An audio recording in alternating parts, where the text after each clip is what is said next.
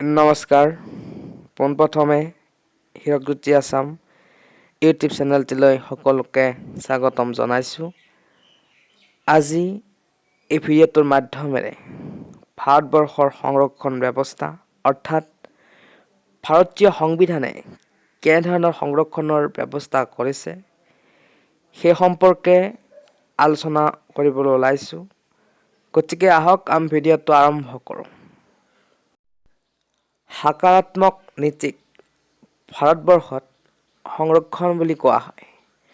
ভাৰতীয় সংবিধানে অনুসূচিত জাতি জনজাতিৰ লগতে অন্যান্য পিছপৰা শ্ৰেণীৰ লোকৰ স্বাৰ্থ সুৰক্ষা আৰু উন্নয়নৰ বাবে বিভিন্ন ক্ষেত্ৰত বিভিন্ন ধৰণৰ ব্যৱস্থা গ্ৰহণ কৰিছে।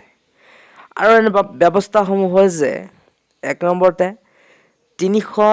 ৩৩০ নং অনুচ্ছেদ অনুসৰি লোকসভাত অনুসূচিত জাতি আৰু জনজাতিৰ বাবে আসন সংৰক্ষণৰ ব্যৱস্থা কৰা হৈছে।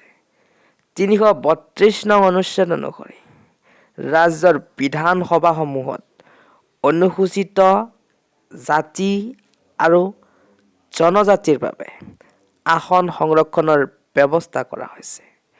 সংবিধানৰ ৩৩১ নং অনুচ্ছেদ অনুসৰি ভাৰতৰ ৰাষ্ট্ৰপতিয়ে এংলো ইণ্ডিয়ান সম্প্ৰদায়ৰ ২জন সদস্যক লোকসভালৈ মনোনীত কৰিব পাৰে।